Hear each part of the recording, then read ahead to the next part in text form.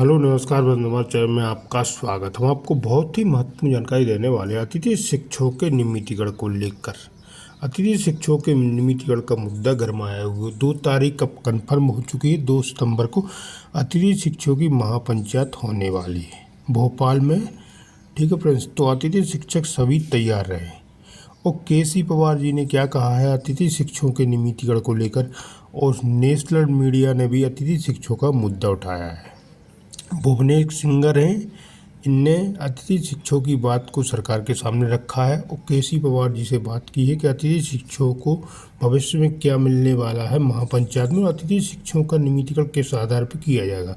तो केसी पवार जी हैं, इन्होंने पूरा खुलासा किया है अतिथि शिक्षकों के नियमितीकरण को लेकर कि अतिथि शिक्षकों का नियमितीकरण किस आधार पर किया जाएगा। लेकिन 2 सितंबर को अतिथि शिक्षकों की महापंचायत भोपाल में होने वाली है, ये फाइनल हो गया है। तो पूरी विस्तार से मैं आपको जानकारी देने वाला हूँ। भुवनेश सिंगर जी ने क्या कहा है, ये नेशनल मीडिया के पत्रकार हैं, और केसी पवार जी ने क्या कहा है, दोनों की वार्ता मैं आपको सुनाने वाला हूँ और एक वीडियो भी दिखाने वाला हूँ। अब वीडियो में बने रहें। वीडियो अच्छा लगे तो लाइक ज़रूर करें और चैनल को सब्सक्राइब जरूर कर लें। ऐसी अपडेट पाने में पूरा वीडियो जरूर देखें। क्या कहा गया है अतिथि शिक्षकों के नियमितीकरण को लेकर, अतिथि शिक्षकों के मुद्दे पर। मैं हूं भुवनेश सिंगर और जुड़ चुके हैं आप दी लपेटा लाइव के साथ। अतिथि शिक्षकों का आंदोलन, उनकी मांगों को लेकर, उन्हें फिर से नियमित करने को लेकर, उन्हें लंबे समय तक जो उन्होंने सेवा दी है हमारी शिक्षा व्यवस्था को लेकर, उसको लेकर हमने लगातार दी लपेटा एक ऐसा प्लेटफॉर्म रहा जिसने शुरुआत से इस उनकी मांगों को, इस आंदोलन को आवाज दी है, प्लेटफॉर्म दिया है, स्वर दिया है। अब उसके बाद एक उम्मीद जगी। पहले तो ये लगा कि शायद अतिथि शिक्षकों का आंदोलन का कोई असर नहीं होगा सरकार पर, लेकिन फिर एक उम्मीद जगती है और उम्मीद जगाने वाले खुद मुख्यमंत्री शिवराज सिंह चौहान होते हैं। वो एक के बाद एक अपने कई सार्वजनिक कार्यक्रमों में, कई सरकारी कार्यक्रमों में बाकायदा अतिथि शिक्षकों की तरफ मुखातिब होकर कहते हैं कि मैं बहुत जल्दी अतिथि शिक्षकों का कुछ करने वाला हूं, बहुत जल्दी आपकी महापंचायत बुलाऊंगा।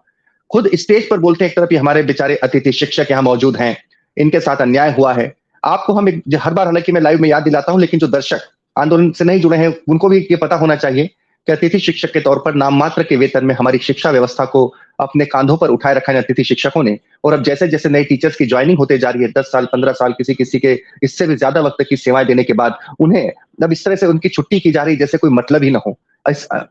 इसको लेकर एक बड़ी तादाद है अतिथि शिक्षकों की।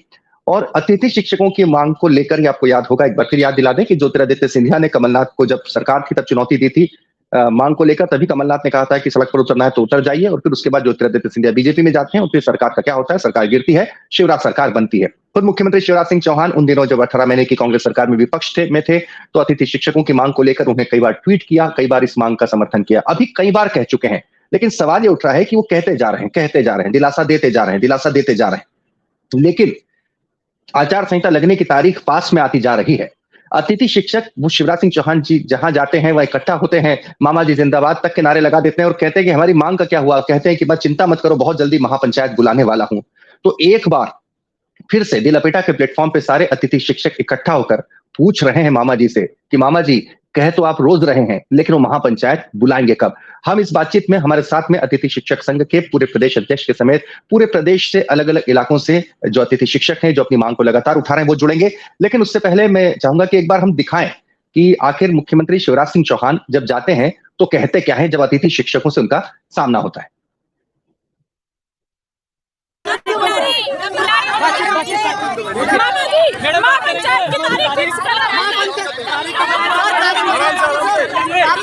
हमारे लिए कुछ करने की तैयारी कर रहा हूँ, जरा तारीख तो फिक्स कर दो सर। आप हर जगह से बोल रहे हो। तो सुना आपने मामा जी तारीख, हर जगह से मामा जी कह रहे हैं, अतिथि शिक्षक तारीख कह रहे हैं, मामा जी कहते हैं मैं तुम्हारे लिए कुछ कर रहा हूँ। सुना आपने, ये एक वीडियो नहीं है। केसी पवार साहब हमारे साथ में जुड़े हैं, जो कि प्रदेश अध्यक्ष हैं, और हमारे साथ में हम एक बार देखते हैं, पवार साहब दरअसल प्रदेश अध्यक्ष हैं अतिथि संघ के, अतिथि शिक्षक संघ के, और हमारे साथ में पूरे प्रदेश से अलग अलग हिस्सों से, अलग अलग कोनों से हमारे साथ में मुकेश कुमार जोशी जी हैं, हमारे साथ में प्रतिमा जोशी जी हैं, हमारे साथ में कुशवाहा जी हैं, अमिता जी हैं हमारे साथ में, और ये पूरे प्रदेश से हमारे साथ में अतिथि शिक्षक जो कि बात जो रहे हैं कि मामा जी भरोसा और दिलासा तो बहुत हो गया, कोई ठोस तारीख निकल कर आ जाए। इसी पर हम बातचीत करेंगे और मैं सभी के पास आऊंगा। लेकिन उससे पहले, सबसे पहले पवार साहब, आपका जब फोन आया तो आपका ये कहना था कि अब तो दिलासा, पहले तो बड़ी एक उम्मीद जगती थी कि मुख्यमंत्री जी ने कह दिया, अब ये दिलासा सुन सुनकर बड़ा जी। एक अलग तरह की निराशा होती है। जी, ये जी, दिलासा जो है जी। वो निराशा लाती है कि एक बार व्यक्ति कहे तो भरोसा होता है, 2 बार कहे तो होता जी। है। और आप तो कह रहे हैं कि आपके पास इसमें की कम से कम 10 अलग-अलग तारीख है, 10 जी। जगहों पर मुख्यमंत्री कह चुके हैं कि बस मैं अतिथि शिक्षकों का कुछ करने वाला। जी। जी, जी, जी, जी। सर्वप्रथम तो हमारे अतिथि शिक्षक साथी और आप जैसे मीडिया के ईमानदार लोगों के कारण 15 वर्षों में पहली बार माननीय मुख्यमंत्री जी ने कम से कम अतिथि शिक्षकों के बारे में सोचा और बोला कि आपकी महापंचायत बुला रहे हैं और हम लोगों ने स्वागत किया। जहां-जहां मुख्यमंत्री जी जा रहे हैं, जिस जिले में उनकी यात्रा जा रही है, हजारों की संख्या में अतिथि शिक्षक भाई और बहन स्वागत कर रहे हैं और माननीय मुख्यमंत्री महोदय भी समय देते हुए हमारे बीच आ रहे हैं और हमें महापंचायत बुलाकर हमारा भविष्य सुरक्षित करने हेतु बोल रहे हैं। हमारे भविष्य के लिए नीति बनाने की बात बोल रहे हैं, हमारे भविष्य से अंधेरा दूर करने की बात कह रहे हैं और किसी भी प्रकार से मैं निराश नहीं होने दूंगा। परंतु इन बातों को लगभग अब 1 महीना हो चुका है और जिन मंचों से हमारी और अन्य संगठनों की महापंचायत के बारे में बोला था, तो पिछले कई संघों की महापंचायत हो चुकी है। अब चूंकि हमारा अतिथि परिवार बड़ा परिवार है, 70,000 लोगों का परिवार है, हो सकता है सरकार को सभी को एडजस्ट करने में, नीति बनाने में कहीं दिक्कत आ रही होंगी, परंतु फिर भी एक थोड़ा-सा असमंजस की स्थिति हो गई है। बाकी हम सरकार के साथ हैं, माननीय मुख्यमंत्री जी के साथ हैं और हम चाह रहे हैं कि शीघ्र ही अतिथि शिक्षकों की महापंचायत बुलाकर अतिथि शिक्षकों का भविष्य सुरक्षित किया जाए। बिल्कुल। पवार साहब एक बात बताइए, मुख्यमंत्री जी ने कहा जी। तो सार्वजनिक मंचों से भी है, लेकिन अभी तक कोई जी, जी। कहीं अधिकारियों की तरफ से कोई सुगबुगाहट, अधिकारी स्तर पर कोई सुगबुगाहट पता चली है कि कोई वाकई में कोई नीति बनाई जा रही है अतिथि शिक्षकों के लिए? आप जी, लोगों जी, से जी। कहीं कोई बातचीत हुई है इस मसले पर? हम लोगों से बातचीत तो सतत चल रही है। जो राज्य कर्मचारी संघ के प्रदेश अध्यक्ष है माननीय शर्मा जी, रमेश चंद्र शर्मा जी, उनसे बातें चल रही थी और कल अतिथि शिक्षकों की महापंचायत को लेकर कल विभागीय वीसी भी हुई है और उस वीसी में अब क्या निकला अच्छा। है, ये तो अभी हमें नहीं पता चला है, परंतु अतिथि शिक्षकों की महापंचायत होना तय है। बस इतना है कि तारीख नहीं मिलने के कारण अतिथि शिक्षकों में थोड़ा-सा निराशा का भाव है। सारे अतिथि शिक्षक और हम लोग चाहते हैं कि जल्द से जल्द महापंचायत आयोजित हो और हम लोग संतुष्ट हो जाए, हमारे सारे साथी संतुष्ट हो जाए, हम सरकार के साथ।